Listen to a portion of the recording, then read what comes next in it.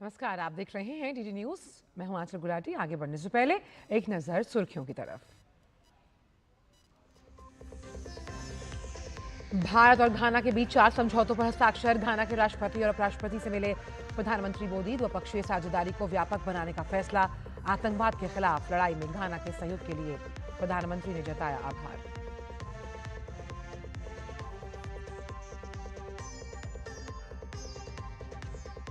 प्रधानमंत्री नरेंद्र मोदी को घाना के प्रतिष्ठित पुरस्कार office of the star of the Ghana से किया गया सम्मानित। आज घाना की संसद को संबोधित करेंगे प्रधानमंत्री।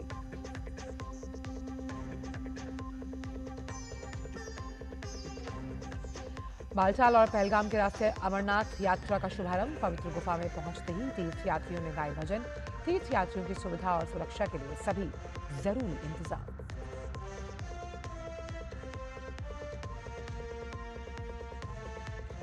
हिमाचल प्रदेश में लगातार आफत की बारिश। उत्तराखंड में भी अलकनंदा नदी उफान पर। सोनप्रयाग के मुनकटिया स्लाइडिंग जोन में मलबा आने से केदारनाथ धाम यात्रा में रुकावट।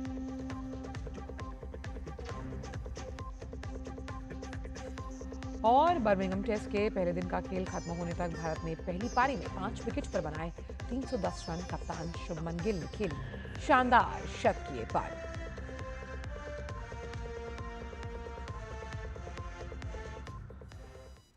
और आइए अब जानते हैं सभी खबरों को विस्तार के साथ। प्रधानमंत्री नरेंद्र मोदी इस समय 5 देशों की यात्रा पर हैं। पहले चरण में वो घाना पहुंचे। पिछले 3 दशक में किसी भारतीय प्रधानमंत्री की ये पहली यात्रा है। इस लिहाज से समझा जा सकता है कि दोनों देशों के रिश्तों में इस समय कैसी गर्मजोशी महसूस की जा रही है। दोनों देशों के बीच 4 समझौते हुए हैं।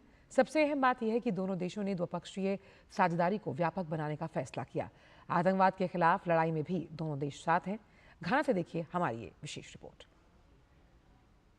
प्रधानमंत्री नरेंद्र मोदी और घाना के राष्ट्रपति जॉन ड्रामानी महामा के बीच व्यापक वार्ता हुई, जिसके बाद दोनों देशों ने अपने संबंधों को व्यापक साझेदारी के स्तर तक ले जाने पर चर्चा की।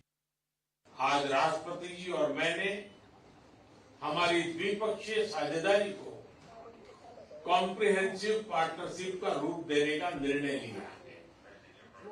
घाना के राष्ट्र निर्माण की इस यात्रा में भारत केवल एक सहयोगी नहीं बल्कि एक सहयात्री है। दोनों पक्षों ने द्विपक्षीय व्यापार और डिजिटल भुगतान प्रणाली को बढ़ावा देने से लेकर समुद्री सुरक्षा और साइबर सुरक्षा तक कई मुद्दों पर चर्चा की। रक्षा और सुरक्षा के क्षेत्र में दोनों देशों ने एकजुटता के माध्यम से सुरक्षा के सिद्धांत द्वारा निर्देशित गहन सहयोग का संकल्प लिया। हमारा द्विपक्षीय व्यापार $3 बिलियन पार कर चुका है। भारतीय कंपनियों ने लगभग 900 प्रोजेक्ट्स में लगभग $2 बिलियन का निवेश किया है। आज हमने आपसी व्यापार को अगले 5 वर्षों में दोगुना करने का लक्ष्य निर्धारित किया है। फिनटेक के क्षेत्र में भारत यूपीआई डिजिटल पेमेंट का अनुभव घाना के साथ साझा करने के लिए तैयार है। फ्रेंड, डेवलपमेंट पार्टनरशिप हमारी साझेदारी का एक मूल स्तंभ है। राष्ट्रपति महामा के आर्थिक पुनर्गठन के प्रयासों में भारत के पूर्ण समर्थन और सहयोग का हम आश्वासन देते हैं। दोनों देशों के बीच 4 प्रमुख समझौतों पर हस्ताक्षर किए गए, जिसमें संस्कृति और पारंपरिक चिकित्सा सहित विविध क्षेत्रों में सहयोग का मार्ग प्रशस्त हुआ है। The Memorandum of Understanding between the Institute of Traditional and Alternative Medicine and the University of Health and Allied Sciences in Ho, Ghana, and the Institute of Teaching and Research in Ayurveda, Ministry of Ayush, Government of India. वैश्विक मुद्दों पर दोनों नेताओं ने इस बात पर सहमति व्यक्त की कि आतंकवाद मानवता का दुश्मन है। साथ ही इस खतरे से निपटने के लिए आपसी सहयोग को मजबूत करने का संकल्प लिया। हम एक मत है कि आतंकवाद मानवता का दुश्मन है। आतंकवाद के खिलाफ हमारी लड़ाई में सहयोग के लिए हम घाना का आभार प्रकट करते हैं। इस संदर्भ में हमने काउंटर टेररिज्म में आपसी सहयोग को और मजबूत करने का निर्णय किया है। यूएन रिफॉर्म्स को लेकर हमारा दृष्टिकोण एक जैसा है। पश्चिम एशिया और यूरोप में चल रहे कॉन्फ्लिक्ट को लेकर हम दोनों ने गहरी चिंता व्यक्त की है। हमारा मानना है कि यह युद्ध का युग नहीं है। डायलॉग और डिप्लोमेसी से ही समस्या का समाधान होना चाहिए। ऐतिहासिक यात्रा को और भी खास बनाते हुए घाना में भारतीय समुदाय द्वारा प्रधानमंत्री मोदी का भव्य स्वागत किया गया। राष्ट्रपति जॉन महामा ने खुद पीएम मोदी का स्वागत किया, जो दोनों देशों के बीच गहरी मित्रता का प्रमाण है। प्रधानमंत्री नरेंद्र मोदी का घाना में यात्रा अफ्रीका में भारत की रणनीतिक पहुंच के लिहाज से बेहद अहम है। ये दौरा अर्थव्यवस्था, ऊर्जा, रक्षा और उसके साथ विकास सहयोग जैसे प्रमुख क्षेत्रों में द्विपक्षीय संबंधों को नई गति देने में अहम भूमिका निभा सकता है। कैमरा पर्सन राकेश के साथ मैं तापस भट्टाचार्य, दूरदर्शन समाचार, आक्रा, घाना। प्रधानमंत्री नरेंद्र मोदी को घाना के प्रतिष्ठित राष्ट्रीय पुरस्कार office of the star of the Ghana से सम्मानित किया गया। राष्ट्रपति जॉन दरामानी महामा ने ये पुरस्कार प्रदान किया। प्रधानमंत्री मोदी ने कहा कि घाना का ये राष्ट्रीय पुरस्कार गर्व और सम्मान की बात है। उन्होंने पुरस्कार को भारतीय युवाओं की आकांक्षाओं और उनके उज्जवल भविष्य के साथ साथ दोनों देशों के ऐतिहासिक संबंधों को समर्पित किया। प्रधानमंत्री ने कहा कि भारत हमेशा घाना के लोगों के साथ खड़ा रहेगा और भरोसेमंद दोस्त और विकास भागीदार के रूप में योगदान देना जारी रखेगा।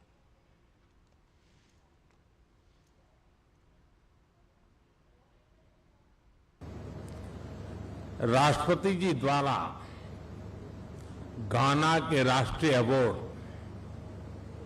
The officer of the order of the star of घाना से सम्मानित किया जाना मेरे लिए अत्यंत गर्व और सम्मान की बात है। मैं राष्ट्रपति महामा जी, घाना सरकार और घाना के लोगों का हृदय से आभार प्रकट करता हूं। मैं इस सम्मान को 140 करोड़ भारतीयों की ओर से विनम्रता के साथ स्वीकार करता हूं। यह सम्मान मैं हमारे युवाओं की आकांक्षाओं को, उनके उज्जवल भविष्य को, हमारी समृद्ध सांस्कृतिक विविधता और परंपराओं को और भारत घाना के ऐतिहासिक संबंधों को समर्पित करता हूं। घाना भारत के लिए कई कारणों से बहुत अहम स्थान रखता है और ये एक प्रमुख आर्थिक भागीदार है, एक स्थिर लोकतंत्र है और एक महत्वपूर्ण क्षेत्रीय शक्ति भी। देखिए इस रिपोर्ट के जरिए। पश्चिमी अफ्रीका के अस्थिर इलाके में घाना लोकतंत्र और स्थिरता का चमकता सितारा है। घाना की ये राजनीतिक स्थिरता ही इसे भारत जैसे लोकतांत्रिक देश के लिए एक स्वाभाविक और भरोसेमंद साझेदार बनाती है। घाना की सबसे बड़ी ताकत है उसका मजबूत लोकतंत्र। 1996 से घाना ने 8 बार लोकतांत्रिक चुनावों के माध्यम से शांतिपूर्ण सत्ता हस्तांतरण देखा है। ये उस इलाके में बड़ी उपलब्धि है जो अक्सर सैन्य तख्तापलट और राजनीतिक अस्थिरता से जूझता रहता है। रणनीतिक रूप से घाना पश्चिमी अफ्रीका के लिए भारत का प्रवेश द्वार भी है। 15 देशों के क्षेत्रीय गुट पश्चिमी अफ्रीकी राज्य के आर्थिक समुदाय इकोवास के प्रमुख सदस्य के रूप में घाना भारत के बड़े बाजार और प्रभाव क्षेत्र तक पहुंच प्रदान करता है। ये खास तौर से महत्वपूर्ण है क्योंकि घाना के पड़ोसी देश जैसे बुर्किना फासो, माली और कोटे डी आइवर आतंकवाद और अस्थिरता से पूरी तरह प्रभावित हैं। अफ्रीका के पश्चिम से पूर्व तक फैला साहेल क्षेत्र में बिगड़ती सुरक्षा स्थिति के मद्देनजर घाना की स्थिरता पूरे क्षेत्र के लिए महत्वपूर्ण है और इसी वजह से भारत और घाना के बीच सुरक्षा सहयोग का महत्व काफी अधिक बढ़ जाता है। आर्थिक दृष्टि से भी घाना का महत्व निर्विवाद है। ये नाइजीरिया के बाद पश्चिमी अफ्रीका में भारत का दूसरा सबसे बड़ा व्यापारिक भागीदार है। इसके अलावा अफ्रीका के 8वें सबसे बड़े तेल उत्पादक के रूप में भी घाना भारत की ऊर्जा सुरक्षा के लिए काफी अहम है। ये आर्थिक संबंध दोनों देशों के बीच सहयोग का मजबूत आधार प्रदान करता है। भारत घाना के सुरक्षा ढांचे को मजबूत करने में गहरी दिलचस्पी रखता है और घाना अकरा इनिशिएटिव का भी हिस्सा है, जो पश्चिमी अफ्रीका में आतंकवाद और सीमा पार अपराध से निपटने के लिए बहुपक्षीय प्रयास है। आतंकवाद से लड़ने में भारत की विशेषज्ञता और बढ़ता रक्षा उद्योग इस सहयोग के लिए अवसर प्रदान करते हैं, जिसमें प्रशिक्षण, उपकरण आपूर्ति और रक्षा आदान प्रदान शामिल हैं। ऐसे में पश्चिमी अफ्रीका में बढ़ती चुनौतियों के बीच घाना के साथ भारत के मजबूत होते संबंध न केवल दोनों देशों के लिए बल्कि पूरे क्षेत्र की शांति और सुरक्षा के लिए भी फायदेमंद हैं। Bureau report, DD news. Ghana के बाद प्रधानमंत्री नरेंद्र मोदी के विदेश दौरे का अगला पड़ाव होगा त्रिनिदाद और टोबैगो, जहां लगभग 40% आबादी भारतीय मूल के लोगों की है। यहां पहुंचे गिरमिटिया मजदूरों की पीढ़ी ने डॉक्टर, वकील, नेता और लेखक बनकर देश की तरक्की में अहम भूमिका निभाई। त्रिनिदाद और टोबैगो की राष्ट्रपति क्रिस्टीन कार्ला कंगालू और पहली महिला प्रधानमंत्री कमला प्रसाद बिसेसार भी गिरमिटिया समुदाय की ही वंशज हैं। गिरमिटिया समाज के लोग प्रधानमंत्री नरेंद्र मोदी को सुनने और देखने के लिए उत्साहित हैं। डीडी न्यूज संवाददाता आदित्य श्रीवास्तव की इस रिपोर्ट को देखिए। भारत और त्रिनिदाद और टोबैगो के बीच संबंध मधुर और मैत्रीपूर्ण है। इस रिश्ते का इतिहास 30 मई 1845 से शुरू होता है, जब 225 भारतीय गिरमिटिया श्रमिकों को लेकर पहला जहाज फैटल रजाक त्रिनिदाद के तट पर पहुंचा था, जो उस समय ब्रिटिश उपनिवेश था। 1917 तक भारत से और अधिक जहाजों के आने के साथ ही उनकी संख्या में वृद्धि हुई। उन गिरमिटिया यानी अनुबंधित श्रमिकों के वंशज, जो अब अपनी 5वीं या 6ठी पीढ़ी में हैं, कुल आबादी का लगभग 42% हिस्सा है, जो देश के आर्थिक, राजनीतिक और सामाजिक ताने बाने का एक अभिन्न अंग है। भारतीय मूल के लोगों की पर्याप्त आबादी की मौजूदगी ने दोनों देशों के बीच घनिष्ठ द्विपक्षीय संबंधों में बहुत योगदान दिया है। प्रधानमंत्री भी समय समय पर गिरमिटिया समाज के लोगों के सम्मान और उनके योगदान पर बल देते आए हैं। During the period 1845 to 1917 here in Trinidad and Tobago, approximately 145,000 indented laborers came, or indented forefathers. And gradually over a period of time, particularly within the last decade or so, we have been using the word Girmitia in terms of describing our forefathers, because Girmit in Bhojpuri means agreement. So essentially those who signed the agreement गिरमिटियाज। Trinidad में आज भी होली, दिवाली, रामलीला और छठ पूजा मनाई जाती है। यहाँ का संगीत, चटनी म्यूजिक, भारतीय और कैरेबियाई धुनों का अनूठा संगम है। हिंदी, भोजपुरी और तमिल यहाँ की सड़कों पर अब भी सुनाई देती हैं। इन लोगों ने इतने समय के बाद भी, इतनी पीढ़ियों के बाद भी अपनी जो सांस्कृतिक जड़ें हैं उनको नहीं छोड़ा है। आप यहाँ आकर के दिवाली देखिए, आप इनकी होली और फगवा देखिए, आपको लगेगा नहीं कि आप भारत से बाहर आ गए। मुझे यहाँ इतने समय से हो गया, मुझे पूछते हैं कि लोग कैसे हैं, मैं कहता हूँ कि ये तो होम अवे फ्रॉम होम है। गौरतलब है कि 31 अगस्त 1962 को ब्रिटेन से स्वतंत्रता मिलने के बाद भारत त्रिनिदाद और टोबैगो के साथ राजनयिक संबंध स्थापित करने वाले पहले देशों में से एक था। दोनों देशों के बीच राजनयिक संबंधों की स्थापना के बाद से द्विपक्षीय संबंधों में विभिन्न स्तरों पर जुड़ाव के साथ निरंतर गति देखी गई है। त्रिनिदाद और टोबैगो में भारत से आए गिरमिटिया मजदूरों की 5वीं और 6वीं पीढ़ी निवास कर रही है। वो जानते हैं कि उनके पूर्वजों ने यहाँ बसने और आजीविका के लिए कितना संघर्ष और मेहनत की है। वो इस बात को भी जानते हैं कि उनका अस्तित्व तभी है जब वो भारत की जड़ों से जुड़े रहें। लिहाजा वो अपनी संस्कृति, खान पान, त्योहार, कला के प्रति काफ़ी सजग भी रहते हैं। कैमरामैन मोहित उइके के साथ पोर्ट ऑफ स्पेन से आदित्य श्रीवास्तव की रिपोर्ट। त्रिनिदाद और टोबैगो की राजधानी पोर्ट ऑफ स्पेन वही जगह है जहां कभी एक बल्ला उठा था और पूरी दुनिया ने भारत की ताकत को जाना।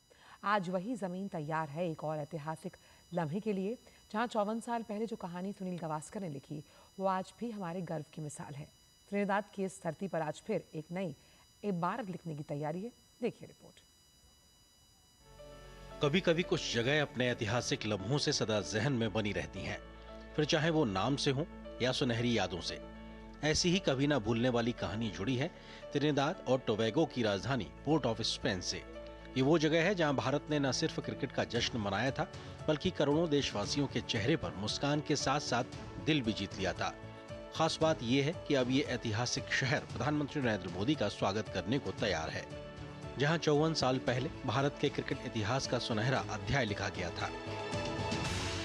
6 मार्च 1971 Queen's Park Oval Port of Spain Bharat का एक युवा बल्लेबाज, जिसने तब पहली बार टेस्ट कैप पहनी, लिटिल मास्टर सुनील गावस्कर। अपना पहला टेस्ट खेलते ही उन्होंने वेस्टइंडीज की जमीन पर ऐसा तूफान मचाया कि पूरा क्रिकेट जगत दंग रह गया। डेब्यू सीरीज में सुनील गावस्कर के 774 रन आज भी हर खिलाड़ी के लिए विशाल रिकॉर्ड है। सुनील गावस्कर ने अपने इंटरनेशनल क्रिकेट की शुरुआत साल 1971 में की। गावस्कर ने साल 1971 में वेस्टइंडीज दौरे पर पोर्ट ऑफ स्पेन में अपना पहला टेस्ट डेब्यू किया था। ये सीरीज उनके लिए काफी यादगार रही थी।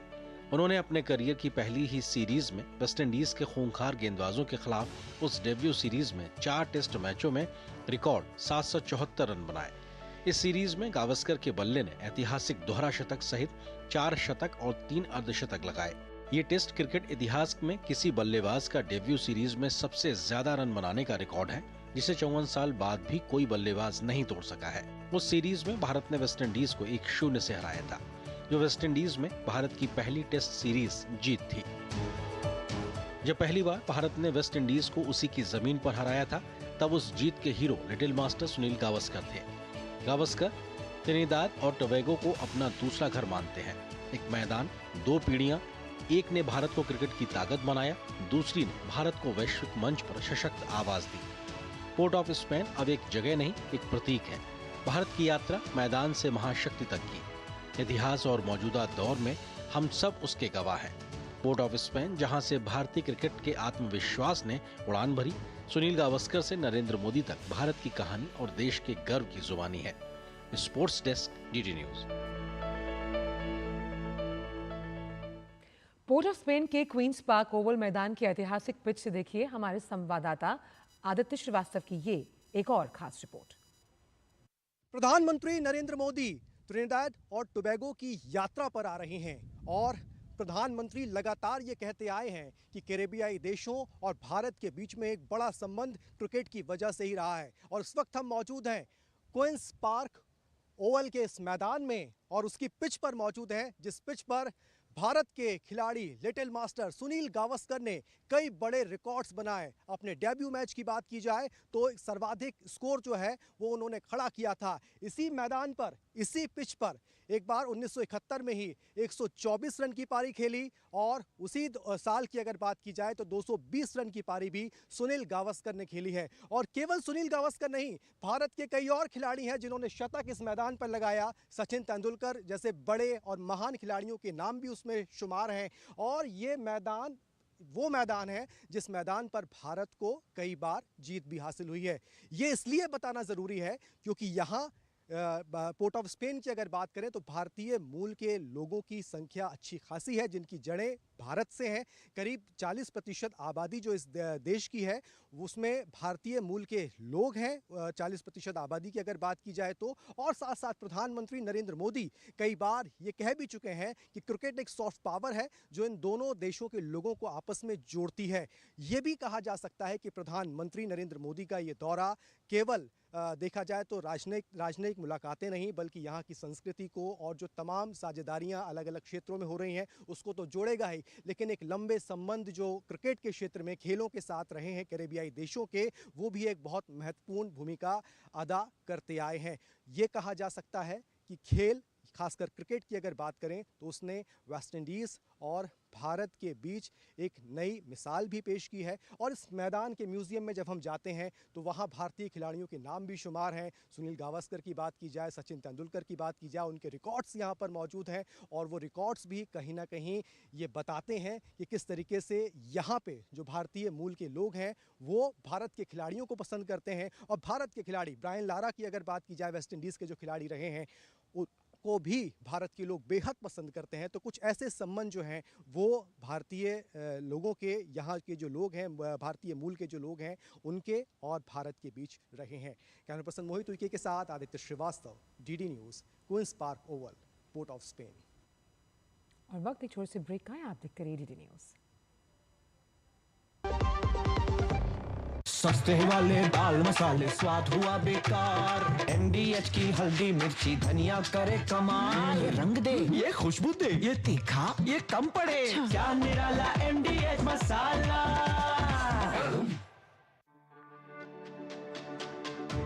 मेरी पसंद, मेरी पसंद, मेरी पसंद, मेरी पसंद, हमारी पसंद, हम सबकी पसंद। मजबूत देश का मजबूत सरिया हो गया स्टील। ब्रेक के बाद सभी का स्वागत है और करते हैं कुछ अन्य खबरों का। क्वाड समूह के विदेश मंत्रियों की बैठक के इतर विदेश मंत्री डॉक्टर एस जयशंकर ने अमेरिकी agency federal bureau of investigation के निदेशक काश पटेल और अमेरिकी राष्ट्रीय खुफिया निदेशक तुलसी गबार्ड से मुलाकात की। समिट में 4 प्रमुख मुद्दों अंतर्राष्ट्रीय समुद्री सुरक्षा, आर्थिक सुरक्षा, उभरती प्रौद्योगिकी और आपातकालीन सहायता पर बातचीत हुई।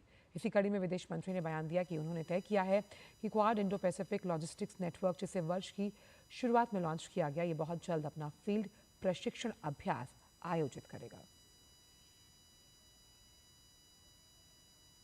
We all agreed strongly that our goal in the Quad was to strengthen strategic stability in the Indo-Pacific. And this meeting, the discussions were largely devoted to enhancing delivery on various initiatives and projects. As is the practice on such occasions, we had a very open, very freewheeling discussion on regional issues of the Indo-Pacific. A lot of that was a granular analysis of different situations, different issues of the Indo-Pacific itself. But again, in the light of recent developments, it is natural that we also spend some time discussing the Israel-Iran conflict, also what the US had done in Iran. Bharat और France की सेनाओं के बीच चल रहा संयुक्त सैन्य अभ्यास शक्ति का 8वां संस्करण आज संपन्न हो गया। इसका समापन फ्रांस के कैंप लार्जेक ला कैवलरी में औपचारिक रूप से किया गया। इस अभ्यास ने दोनों देशों की सेनाओं के बीच रणनीतिक सहयोग और परिचालन सत्र के तालमेल को और मजबूत किया। इस अभ्यास में भारत की तरफ से जम्मू कश्मीर राइफल्स बटालियन ने करीब 90 सैनिकों और फ्रांसीसी सेना की ओर से 13वीं डेमी ब्रिगेड डे लेजियन एंट्रादरे ने हिस्सा लिया। दोनों सेनाओं ने शहरी युद्ध, बाधा पार करने, संयुक्त गश्त और सैनिकों की तैनाती जैसे कई मिशन विशेष अभ्यास किए। ये सभी अभ्यास वास्तविक युद्ध स्थितियों के अनुरूप किए गए, जिससे सैनिकों की रणनीति, लचीलेपन और फुर्ती में सुधार हुआ। भारत के फ्रांस और मोनाको में राजदूत संजीव सिंगला ने कैंप का दौरा कर भारतीय सैनिकों से मुलाकात की। उन्होंने सैनिकों के प्रोफेशनलिज्म की प्रशंसा की।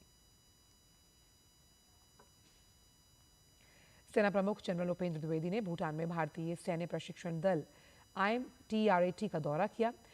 यहां उन्हें भारत और रॉयल भूटान आर्मी के बीच घनिष्ठ सैन्य सहयोग को आगे बढ़ाने में IMTRAT की महत्वपूर्ण भूमिका के बारे में जानकारी दी गई। जनरल द्विवेदी ने भारतीय सेना और रॉयल भूटान आर्मी के सभी रैंकों के साथ बातचीत की और केंद्रित संयुक्त प्रशिक्षण पहल और नेतृत्व विकास के लिए उनकी प्रशंसा भी। भारत के सबसे पुराने विदेशी मिशन के रूप में भारतीय सैन्य प्रशिक्षण दल भारत भूटान संबंधों की शक्ति और गहराई को दर्शाता है।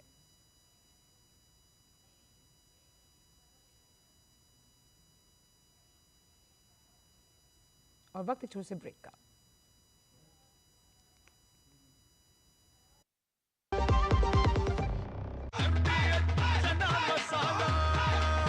अब छोलिया हो या लोबिया, सफेद चने या काले चने, सब कुछ मजेदार बने। MDH। सुनो, एक अच्छी इंश्योरेंस पॉलिसी AI से पूछते हैं। एक ऐसी पॉलिसी जिसमें प्रीमियम पेमेंट हो लिमिटेड पर इनकम आती रहे लाइफ टाइम। LIC का जीवन उत्सव। एक ऐसी पॉलिसी जो दे होल लाइफ इंश्योरेंस कवर भी। LIC का जीवन उत्सव। वाओ, चलो तो LIC की जीवन उत्सव पॉलिसी ही लेते हैं। मैं भी तुमसे यही कह रही थी, LIC का जीवन उत्सव। लाइफ टाइम सेलिब्रेशन मनाइए LIC के जीवन उत्सव के साथ। फ्यूचर सेट है।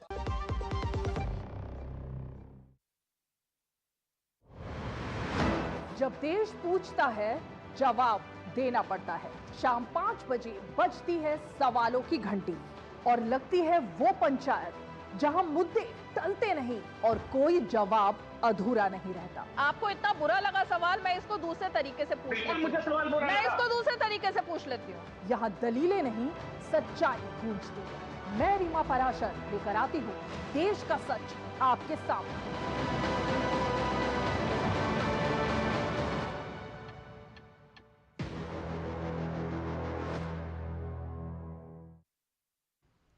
ब्रेक के बाद सभी का स्वागत है और अब बात करते हैं जम्मू कश्मीर की, जहां बाबा बर्फानी के दर्शन के लिए अमरनाथ यात्रा का आज से शुभारंभ हुआ।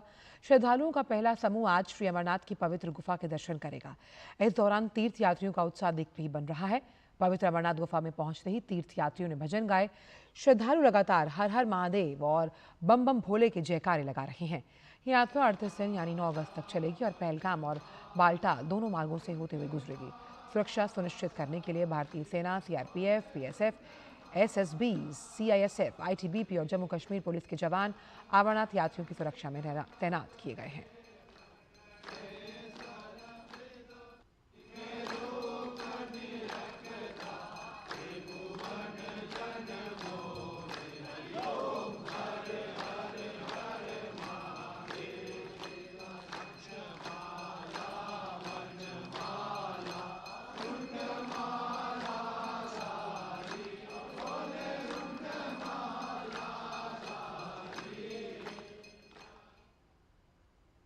पहलगाम बेस कैंप से रवाना होने वाले अमरनाथ यात्रियों के पहले जत्थे में शामिल तीर्थ यात्रियों का कहना है कि उन्हें आतंकवाद का डर नहीं। सभी ने बेहतरीन सुविधाओं के लिए अमरनाथ श्राइन बोर्ड का आभार जताया।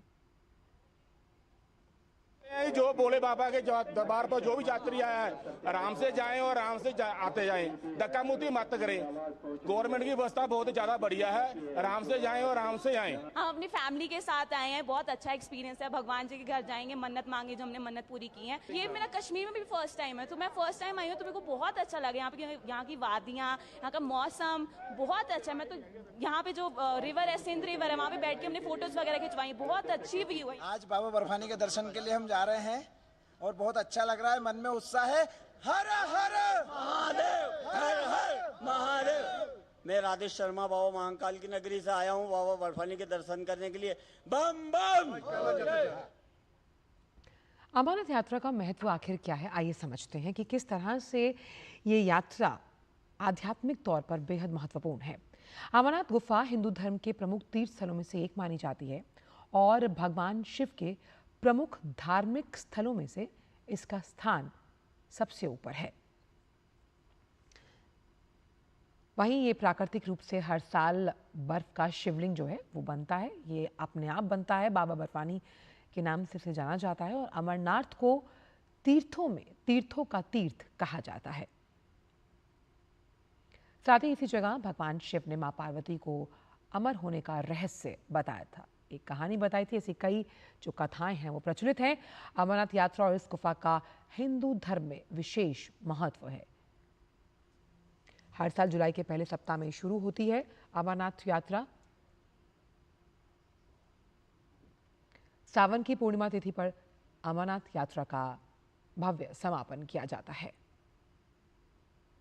9 अगस्त तक अमरनाथ यात्रा चलेगी और 38 दिनों की एक लंबी यात्रा है जो बालटाल और पहलगाम मार्गों से आयोजित की जाती है और इन्हीं दोनों मार्ग से होकर पवित्र गुफा तक पहुंचते हैं श्रद्धालु भक्तगण। पवित्र गुफा सुबह 6 बजे से शाम 4 बजे तक दर्शन के लिए खुली रहती है। 3880 मीटर की ऊंचाई पर स्थित है अमरनाथ गुफा का मंदिर। 8 दिवसीय तीर्थ यात्रा घाटी के 2 रास्तों से शुरू होगी। अनंतनाग जिले में 48 किलोमीटर लंबे नुनवांग पहलगाम मार्ग से जाएंगे श्रद्धालु। गांधरबल जिले में 14 किलोमीटर लंबे बालटाल मार्ग से ये यात्रा होकर निकलेगी। दैनिक परामर्श जारी किए जाएंगे हर रोज के लिहाज से, और केंद्रीय सशस्त्र पुलिस बल CAPF की कई कंपनियां इसमें तैनात की गई हैं। यानी कि सुरक्षा के चाक चौबंद इंतजाम है। शांतिपूर्ण तीर्थ यात्रा के लिए सभी जरूरी इंतजाम कर लिए गए हैं।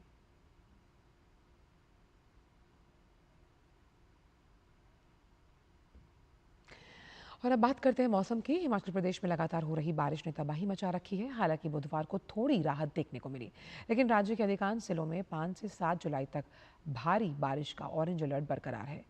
सूबे में बादल फटने की वजह से कई जगहों पर आई अचानक बाढ़ और भूस्खलन से घटनाओं में बड़े पैमाने पर जान माल का नुकसान हुआ है।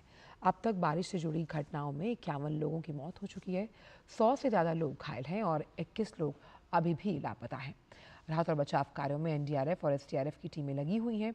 इस बीच मनाली केलांग मार्ग में सोलंग नाला में अचानक बाढ़ आ गई। हालांकि फिलहाल किसी भी तरह के जान माल के नुकसान की कोई खबर नहीं, लेकिन बाढ़ आने से मनाली केलांग मार्ग वाहनों की आवाजाही के लिए इसे बंद कर दिया गया।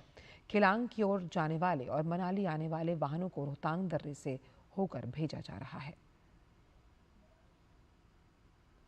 उत्तराखंड के मौसम की बात करें तो यहाँ लगातार बारिश और बादल फटने की वजह से अलकनंदा नदी का जलस्तर बढ़ गया।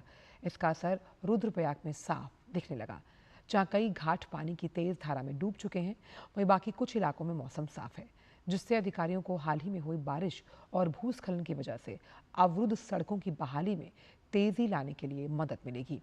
मौसम विभाग के मुताबिक उत्तराखंड में 7 जुलाई तक कई जगहों पर भारी बारिश होने की संभावना है। इसके साथ ही उत्तरकाशी में सिलाई बैंड के पास क्षतिग्रस्त यमुनोत्री राष्ट्रीय राजमार्ग की मरम्मत के लिए युद्ध स्तर पर काम चल रहा है। जानकारी के मुताबिक बद्रीनाथ, केदारनाथ और गंगोत्री धाम की यात्रा बिना किसी बाधा के जारी है। चिकित्सा जगत से अब एक बहुत अच्छी खबर है। देश में अगले 2 साल में डेंगू का स्वदेशी वैक्सीन तैयार हो जाएगा। चेन्नई स्थित नेशनल इंस्टीट्यूट ऑफ एपिडेमियोलॉजी देश के 20 केंद्रों और 10,000 लोगों पर फेज 3 का क्लिनिकल ट्रायल कर रहा है। इसके साथ ही संस्थान में जापानी जो दिमागी बुखार है और रेबीज के वैक्सीन पर भी काम चल रहा है। DD न्यूज़ ने नेशनल इंस्टीट्यूट ऑफ एपिडेमियोलॉजी के निदेशक डॉक्टर मनोज V मुरहेकर से इन तमाम मुद्दों पर बात की है। हमारे साथ चेन्नई स्थित नेशनल इंस्टीट्यूट ऑफ एपिडेमियोलॉजी के डायरेक्टर डॉक्टर मनोज हैं। सर, कौन कौन सी आपकी जो वैक्सीन के जो कार्यक्रम चल रहे हैं वो कौन कौन बीमारियों को लेकर चल रहे हैं और क्या उसका स्टेटस है? तो एक अभी डेंगू की नई वैक्सीन पैनेशिया बायोटेक्नोलॉजी ने बनाए है। तो ये डेंगू वैक्सीन जो है वो लाई अटेन्यूएटेड वैक्सीन है, टेट्रावैलेंट वैक्सीन है। चारों भी सीरोटाइप डेंगू के वो वैक्सीन के अंदर है और इसकी फेज 3 ट्रायल अभी ICMR कोऑर्डिनेट कर रहा है और पूरे भारत में 20 सेंटर में ये स्टडी हो रही है और उसकी टोटल सैंपल साइज है अबाउट 10,000। सो अभी अब तक हमने 8,000 पार्टिसिपेंट को एनरोल किया है और we will now follow this participant over a period of 2 years और we will find out what is the incidence of dengue in vaccinated and placebo and those who received placebo and based on that we'll find out what is the efficacy of this vaccine. इसके अलावा एक और study अभी चल रही है NIE में जो है जापानीज एन्सेफेलाइटिस वैक्सीन। अभी प्रोग्राम में 2 प्रकार के वैक्सीन JE के प्रिवेंशन के लिए अवेलेबल है। एक तो जेनवैक वैक्सीन है जो भारत बायोटेक ने बनाया है और दूसरा है जीव वैक्सीन जो बायोलॉजिकल इवांस ने बनाया है। सो अभी क्या है कि एक स्टेट में एक ही वैक्सीन दिया जाता है, इसीलिए हम लोग एक स्टडी कर रहे हैं कि अगर ये इंटरचेंज किया JE का वैक्सीन, अगर कोई बच्चे ने इंटरचेंज रेजिम में लिया है वैक्सीन तो उसकी वो इम्यूनोजेनिक होता है कि नहीं। और एक स्टडी NIE में चल रही है जो है कि रेबीज वैक्सीन के ऊपर। अगेन प्रोग्राम में जो भी वैक्सीन दिए जाते हैं वो एक उसका जो रेजिम है वो थाई रेड क्रॉस रेजिम बोलते हैं उसको। तो उसमें 4 डोज वैक्सीन देते हैं और 0 day, 3 day, 7 day and 28 day हर दिन में 2 इंट्राडर्मल डोजेज देते हैं 0.1 ml के। अभी WHO ने रिसेंट रिकमेंडेशन आया WHO का कि एक abridged Cambodia regimen is also effective.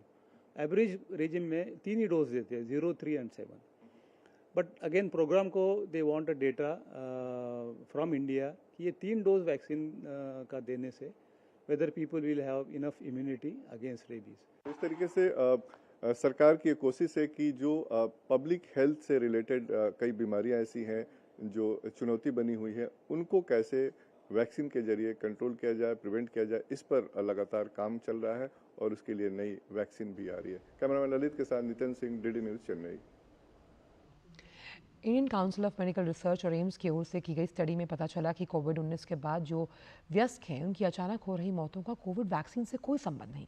National institute of epidemiology के निदेशक डॉक्टर मनोज वी मुरहेकर ने हमारे संवाददाता नितेंद्र सिंह से खास बातचीत करते हुए कहा कि आईसीएमआर की चेन्नई स्थित नेशनल इंस्टीट्यूट ऑफ एपिडेमियोलॉजी ने देश के 50 अस्पतालों में करीब 800 मरीजों का अध्ययन किया.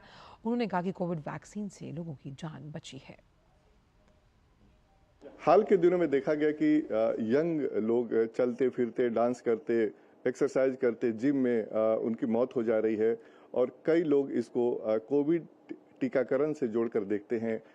लेकिन क्या ये सच है कि कोविड के टीकाकरण की वजह से ऐसा हो रहा है या कुछ और कारण है? इस पर बातचीत करने के लिए हमारे साथ चेन्नई स्थित राष्ट्रीय महामारी विज्ञान संस्थान के डायरेक्टर डॉक्टर मनोज के मुरहेकर हैं. डॉक्टर साहब, ये बताइए कि क्या कोविड वैक्सीन की वजह से ये यंग लोगों की डेथ हो रही है, जो सडन कार्डियक डेथ हो रही है, क्या उसके वजह से है या फिर कुछ और कारण है?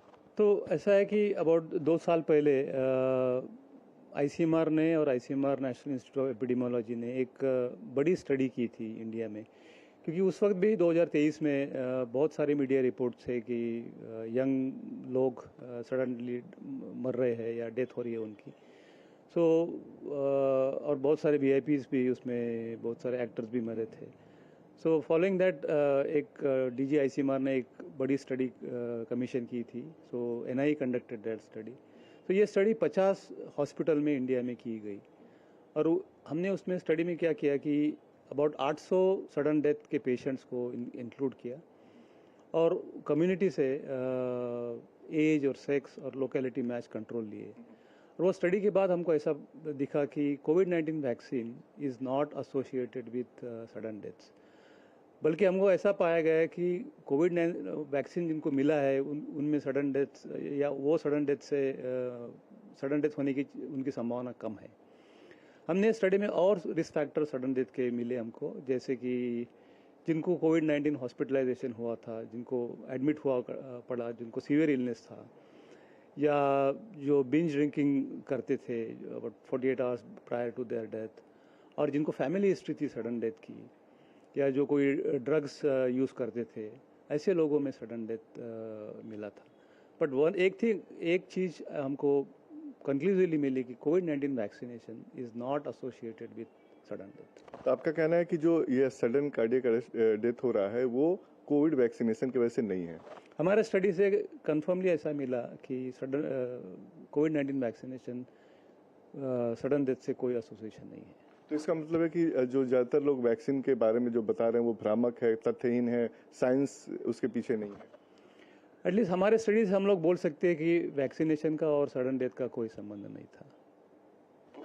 तो निश्चित तौर पर ये देखिए कि जो आईसीएमआर की स्टडी हुई है उसमें ये बताया गया है कि कोविड वैक्सीन की वजह से कार्डियक डेथ नहीं हो रही जो यंग लोगों में हो रहा है. उसके पीछे कोई और कारण है जिसको लाइफस्टाइल से देखा जा रहा है या बाकी और भी जो दूसरी बीमारियां हो सकती है उसके वजह से हो रहा है. तो ये स्पष्ट हो गया है कि वैक्सीन सेफ था कोविड का और उससे इसका कोई लेना देना नहीं है. कैमरामैन ललित के साथ नितिन सिंह, डीडी न्यूज़, चेन्नई. और फिलहाल वक्त एक छोटे से ब्रेक का है. दादी के हाथों का जादू और खुशबू से महकता घर. MDH गरम मसाला, असली मसालों से भरा हूँ मैं, क्योंकि हर रिश्ता है स्वाद से जुड़ा. जब धरती चीर कर निकलता है लोहे का पत्थर और मिलता है मोंगिया के जोश से, फिर तपता है, पिघलता है और बनता है फौलाद. अब होता है सरिया सारी खूबियों के साथ. मोंगिया स्टील, मजबूत देश का मजबूत सरिया. ब्रेक के बाद सभी का स्वागत। राजधानी दिल्ली में अवैध रूप से रह रहे विदेशी नागरिकों के खिलाफ अभियान जारी है। इस अभियान के तहत साउथ डिस्ट्रिक्ट की एंटी ऑटो थेफ्ट स्क्वाड ने हौस खास इलाके में छापा मारकर 18 अवैध बांग्लादेशी नागरिकों को गिरफ्तार किया। पकड़े गए लोगों में 5 पुरुष, 7 महिलाएं और 6 बच्चे शामिल हैं। एडिशनल डीसीपी सुमित झा ने बताया कि ये सभी लोग पिछले 6 वर्षों से बिना किसी वैध दस्तावेज के दिल्ली में रह रहे थे। ये लोग पंचशील फ्लाईओवर इलाके की झुग्गियों में रहते थे और कबाड़ बीनने, दिहाड़ी मजदूरी जैसे छोटे मोटे काम कर अपनी आजीविका चला रहे थे। मोदी कैबिनेट द्वारा ELI योजना मंजूर किए जाने के बाद युवा बेहद उत्साहित हैं। उनका कहना है कि इस योजना से उन्हें रोजगार के बेहतर अवसर मिलेंगे और प्रधानमंत्री की विकसित भारत के सपने को साकार करने में ये योजना महत्वपूर्ण भूमिका निभाएगी। कैबिनेट का एम्प्लॉयमेंट लिंक्ड इंसेंटिव स्कीम है। इसमें सबसे बड़ी चीज़, अच्छी चीज़ ये है कि ये फर्स्ट ऑफ इट्स काइंड है, जिसने कई सेक्टर्स में काम करने का एरिया है। जैसे कि सोशल सेक्टर हो गया, सोशल सेक्टर डेवलपमेंट करेगा। इकोनॉमिक डेवलपमेंट में इसमें 2 पार्ट्स में डिवाइड करा हुआ है, जिसमें पार्ट ए में इंसेंटिव आपको दे रहा है 15,000 के अराउंड इसमें है।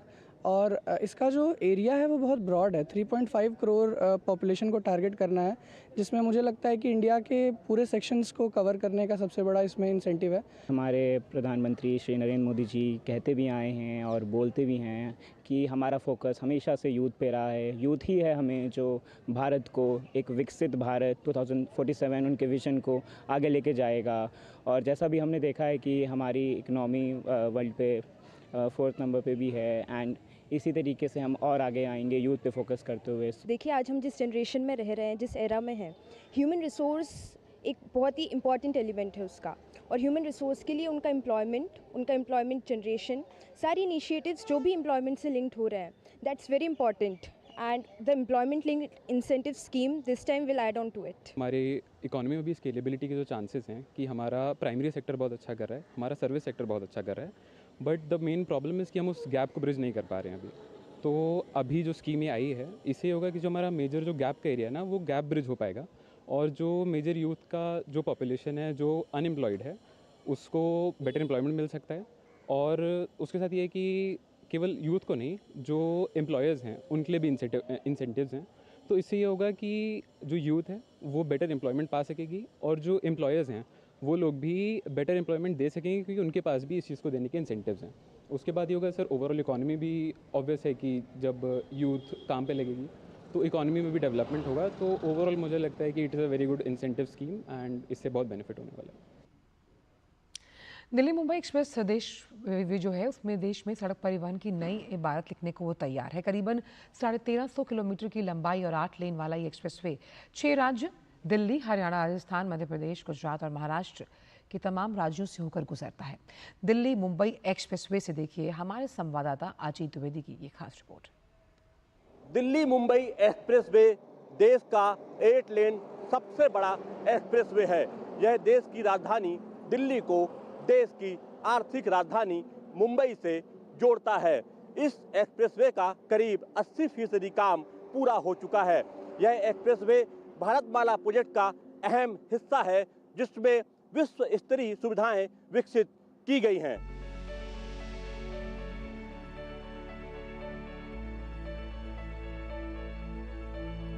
दिल्ली मुंबई एक्सप्रेसवे का निर्माण अपने अंतिम चरण में है। दिल्ली से मुंबई तक करीब 1350 किलोमीटर का लंबा ये 8 लेन का एक्सप्रेसवे भारत में बदलते एक्सप्रेसवे की तस्वीर को पेश करता है। ये एक्सप्रेसवे दिल्ली मुंबई के बीच वर्तमान में लगने वाले 24 घंटे के समय को घटाकर आधा कर देगा। ये एक्सप्रेसवे दिल्ली सहित हरियाणा, राजस्थान, मध्य प्रदेश, गुजरात और महाराष्ट्र राज्यों को जोड़ता है। आधुनिक तकनीक के उपयोग के साथ सर्व सुविधा युक्त पर्यावरण फ्रेंडली ये एक्सप्रेसवे निर्माण की सभी बाधाओं और चुनौतियों को पार कर जल्द ही आपके सफर को आसान बनाने के लिए पूरी तरह से तैयार हो जाएगा। ये दिल्ली से जयपुर, कोटा, चित्तौड़गढ़, इंदौर, उज्जैन, भोपाल, अहमदाबाद और वडोदरा, मुंबई जैसे बड़े शहरों के साथ ही स्पेयर्स रोड द्वारा दूसरे शहरों को भी जोड़ रहा है। इसमें कम दूरी के साथ यात्रा का समय तो कम होगा ही, साथ ही ईंधन की भी काफी बचत होगी। इससे लॉजिस्टिक्स लागत में 8 से 9% की कमी आएगी और अर्थव्यवस्था को 1 लाख करोड़ रुपए की बचत का अनुमान है। साथ ही हर साल लगभग 320 मिलियन लीटर ईंधन की भी बचत के साथ हर साल 857 मिलियन किलोग्राम कार्बन डाइऑक्साइड उत्सर्जन में भी कमी आएगी। दिल्ली मुंबई एक्सप्रेसवे राजस्थान के सवाई माधोपुर और बूंदी जिलों में रणथंभौर टाइगर रिजर्व जैसे पर्यावरण संवेदनशील क्षेत्रों से होकर गुजरता है। पर्यावरण पर पड़ने वाले प्रभाव को कम करने के लिए इसमें कई एनिमल अंडरपास और ओवरपास पुलों का निर्माण किया गया है। साथ ही वन्य जीवों की निर्बाध आवाजाही और वनस्पतियों और जीवों को संरक्षित करने के लिए इको फ्रेंडली परिवेश विकसित किया जा रहा है। इसके साथ ही वन्य जीवों की सुरक्षा के लिए एक्सप्रेसवे के दोनों ओर करीब 15 किलोमीटर लंबाई में 6 मीटर ऊंची साउंड प्रूफ बाउंड्री वॉल बनाई गई है। इस टाइप के हमने 5 व्हीकलर ओवरपास बनाए हैं और एक 1200 मीटर का एनिमल अंडरपास बनाया है। तो इससे जो भी यहाँ पे वाइल्ड लाइफ है उसको बेयर मिनिमम हम डिस्टरबेंस इंश्योर करेंगे। इस वक्त हम दिल्ली मुंबई एक्सप्रेसवे के कोटा के पास में मुकुंदपुरा में है और यहाँ पर ये टनल आप देख सकते हैं कि टनल जो है करीब 5 किलोमीटर की ये टनल है जो कि एक हिस्सा है दिल्ली मुंबई एक्सप्रेसवे का। और इस टनल को बनाने में तमाम तरह के चैलेंजेस सामने आए। बेसिकली जो ये टनल का सेक्शन है ये हमारा Mukundra tiger wildlife reserve के अंदर फॉल करता है। तो बहुत स्ट्रिंजेंट नॉर्म्स थे just to protect the wildlife in this area. तो उसको देखते हुए और जो जियोलॉजी है यहाँ की, जो पहाड़ी के अंदर जो हमें डिफरेंट टाइप की सॉइल मिली, उसकी वजह से इसका construction was very Hercules task, बड़ा चैलेंजिंग टास्क था। वी आर होपफुल कि जिस तरीके से हम लगे हुए हैं दिसंबर एंड तक हम इस टनल का काम कंप्लीट कर पाएंगे। एक्सप्रेसवे के दोनों ओर हर 50 से 60 किलोमीटर के अंतराल पर वे साइड एमिनिटीज का नेटवर्क भी बनाया जा रहा है। बड़े वे साइड सुविधाओं में ट्रक ड्राइवरों के लिए मोटल डॉर्मेट्री, कार बस यात्रियों के लिए होटल आदि जैसी व्यावसायिक सुविधाएं भी शामिल हैं। साथ ही एक्सप्रेसवे पर यात्रियों और माल की आरामदायक आवाजाही के लिए ईंधन स्टेशन, रेस्तरां जैसी सुविधाएं भी विकसित की जा रही हैं। Since this is a access controlled highway, हमने लोगों की फैसिलिटी के लिए वे साइड एमिनिटीज डेवलप की हैं, जिसमें जो लोगों के लिए रेस्टोरेंट्स, टॉयलेट बड़ी अच्छी you can see visit at your own. तो टॉयलेट्स और जो सबसे एक इसके साथ साथ हमने जो जनरल पब्लिक के अलावा जो ट्रक ड्राइवर्स हैं उनके लिए एक स्पेशल फैसिलिटी डेवलप करने की कोशिश की है। सड़क सुरक्षा के लिए इस एक्सप्रेसवे पर एडवांस ट्रैफिक मैनेजमेंट सिस्टम लगाया गया है। ये अत्याधुनिक वीडियो और तकनीक के माध्यम से निगरानी के साथ ही दुर्घटनाओं का स्वचालित पता लगाने जैसी उन्नत क्षमताओं से लैस किया गया है। साथ ही रूट पर गश्ती वाहनों या एम्बुलेंस को सतर्क करने में भी मदद करता है। ये कैमरे उच्च तकनीक वाले कमांड और कंट्रोल सेंटर से जुड़े हुए हैं और पूरे एक्सप्रेसवे पर नजर रखते हैं। प्रमुख संरचनाओं, इंटरचेंज और सभी टोल प्लाजा पर सौर ऊर्जा से चलने वाली लाइटें भी लगाई गई हैं। ये एक्सप्रेसवे सड़क निर्माण में भारत की तकनीकी दक्षता और कौशल को तो दिखाता ही है, साथ ही भविष्य में देश के सड़क परिवहन की उजली तस्वीर को भी बखूबी बयां करता है। डीडी न्यूज के लिए दिल्ली मुंबई एक्सप्रेसवे से अजीत द्विवेदी की रिपोर्ट। दिल्ली विश्वविद्यालय में प्रोफेसर वरुण गुलाटी की लिखी पुस्तक हिंदू थॉट का विमोचन केंद्रीय मंत्री गजेंद्र सिंह शेखावत ने किया। इस अवसर पर गजेंद्र सिंह शेखावत पश्चिमी संस्कृति से भारतीय संस्कृति की तुलना करते हुए उन्होंने कहा कि हमारे ऋषियों ने हमें वेदों से जोड़ते हुए पुरातन पर गर्व करने की बात की है। पश्चिम के दर्शन में, पश्चिम के सोच में जो कुछ नया है वही श्रेष्ठ है, क्योंकि it's a theory of evolution. Evolution के बाद में, हर इवोल्यूशन के प्रोसेस से गुजरने के बाद में या प्रोसेस कंप्लीट होने के बाद में व्हाटएवर कम्स वो श्रेष्ठ है। इसलिए नूतन की खोज जो है उनके लिए हमेशा प्रेयस भी थी और प्रणम्य भी थी। लेकिन भारत का दर्शन ठीक इसके उलट है।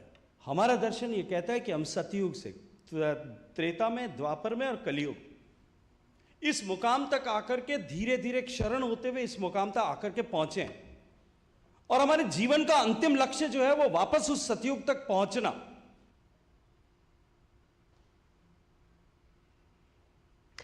दिल्ली विश्वविद्यालय के vice chancellor professor Yogesh Singh ने किताब की तारीफ करते हुए कहा कि ये किताब वर्तमान और इतिहास के बीच पुल का काम करती है। उन्होंने ये भी कहा कि हमें मॉडल लिविंग और मॉरल लिविंग में अंतर को समझना होगा। देश है मेरा के भाव पर काम होना चाहिए। अगर हम अपने देश को की चिंता नहीं करेंगे, बाहर से कोई चिंता नहीं करेगा। This book is an attempt to provide foundation of moral living. Moral living हो चाहे मॉडर्न लिविंग हो, अगर आपका देश सुरक्षित है, आप सुरक्षित हैं, तभी ये सब बातें चलती हैं। ये देश की आवश्यकता है, राष्ट्र प्रेम की आवश्यकता है। सुरुचि प्रकाशन को भी मैं आभार व्यक्त करूंगा कि अच्छी किताब को उन्होंने प्रकाशित करने का निर्णय लिया। केंद्रीय प्रत्यक्ष कर बोर्ड सीबीडीटी ने वित्त वर्ष 2025-26 के लिए लागत मुद्रास्फीति सूचकांक को बढ़ाकर 376 पर अधिसूचित कर दिया, जबकि ये वित्त वर्ष 2024-25 में 363 पर था। नए सूचकांक का उपयोग आकलन वर्ष 2026-27 और उसके बाद के वर्षों में दीर्घ अवधि पूंजीगत लाभ के लिए होगा। ये अधिसूचना 1 अप्रैल 2026 से लागू होगी। सीआईआई करदाताओं को महंगाई पर संपत्ति के खरीद मूल्य को समायोजित करने में मदद करती है। इससे करदाताओं की संपत्ति बेचने पर कर योग्य पूंजीगत लाभ हो जाता है। दुनिया के दिग्गज टेक कंपनी माइक्रोसॉफ्ट ने फिर बड़ा फैसला लिया। करीबन 9,000 से ज्यादा कर्मचारियों की छटनी। माइक्रोसॉफ्ट के मुताबिक ये छटनी कंपनी के कुल कर्मचारियों का करीब 4% है। फिलहाल दुनिया भर में माइक्रोसॉफ्ट के करीब 2 लाख से ज्यादा कर्मचारी हैं। इसमें कितने लोग अमेरिका के वॉशिंगटन स्थित ऑफिस से हैं, इस पर कंपनी ने फिलहाल कोई साफ जानकारी नहीं दी। भगवान जगन्नाथ की भव्य रथ यात्रा देश के साथ साथ विदेशों में भी आयोजित की जा रही है। दक्षिण अफ्रीका के जोहानिसबर्ग में बैप्स हिंदू मंदिर में रथ यात्रा का आयोजन किया गया। इस रथ यात्रा में खाउतेंग प्रांत से बड़ी संख्या में भक्त शामिल हुए। ये रथ यात्रा भारत की सबसे पवित्र धार्मिक यात्राओं में से एक है। इसे मुख्य रूप से ओडिशा में मनाया जाता है। रथ यात्रा उत्सव दुनिया भर के बैप्स स्वामी नारायण मंदिरों में मनाया जाता है। इस उत्सव के दौरान देवताओं को रथ में बिठाकर भक्तों द्वारा सड़क पर खींचा जाता है। बीएपीएस हिंदू मंदिर में हरे कृष्ण महाराज की एक छोटी मूर्ति को रथ में रखा जाता है और जुलूस निकाला जाता है। रथ यात्रा में भगवान जगन्नाथ, बलभद्र और सुभद्रा के रथ शामिल रहे। जलवायु परिवर्तन का खासा असर इन दिनों समूचे यूरोप पर देखा जा रहा है। यूरोप के कई देश इन दिनों भीषण गर्मी की चपेट में हैं। फ्रांस में तापमान 41 डिग्री के पार जा चुका। इंग्लैंड, इटली, ग्रीस, स्पेन और पुर्तगाल में गर्मी से लोगों का जो हाल है वो उससे बेहाल है। देखिए उससे जुड़ी ये खास रिपोर्ट। जलवायु परिवर्तन की वजह से धीरे धीरे दुनिया की तस्वीरें बदल रही हैं। कुछ साल पहले जहां बर्फ से ढकी पहाड़ियां, नीला आसमान, शांत झीलें और हरियाली से भरे नजारे हुआ करते थे, वहां अब लोग गर्मी से हलकान हो रहे हैं। हम बात कर रहे हैं यूरोप की, जहां इस मौसम में तो दुनिया भर के पर्यटक आमतौर पर सुकून पाने के लिए वहां का रुख करते थे, लेकिन यूरोप के अधिकतर देशों में पड़ रहे लू के थपेड़ों ने उन्हें घरों में धकेलने को मजबूर कर दिया है। फ्रांस के पेरिस में हालात तो इस कदर खराब हो चुके हैं कि एफिल टावर का ऊपरी हिस्सा 2 दिन के लिए बंद करना पड़ा। यहाँ का तापमान 41 डिग्री सेल्सियस को पार कर चुका है। कई प्रमुख पर्यटक स्थल पर हर वक्त पर्यटकों की भीड़ लगी रहती थी। वहीं अब लोग छांव तलाशते नजर आ रहे हैं। मौसम विभाग ने फ्रांस के 15 शहरों में रेड अलर्ट जारी कर दिया है। देश में 1000 से ज्यादा स्कूलों को बंद कर दिया गया है। गर्मी के प्रकोप को देखते हुए मार्से में स्विमिंग पूल को फ्री कर दिया गया है। पर्यावरण एजेंसी के मुताबिक जून का महीना 1900 के बाद से दूसरा सबसे गर्म महीना रहा। फ्रांस के दूसरे सबसे बड़े शहर मार्से में तापमान 41.3 डिग्री सेल्सियस तक पहुंच गया, जो इस बार हीट वेव का सबसे ऊंचा रिकॉर्ड है। हालांकि गर्मी की चपेट में सिर्फ फ्रांस ही नहीं, बल्कि इंग्लैंड, इटली, ग्रीस, स्पेन और पुर्तगाल जैसे देश भी तापमान के दबाव में हैं। वहीं स्पेन के बार्सिलोना में गर्मी ने सारे रिकॉर्ड तोड़ दिए।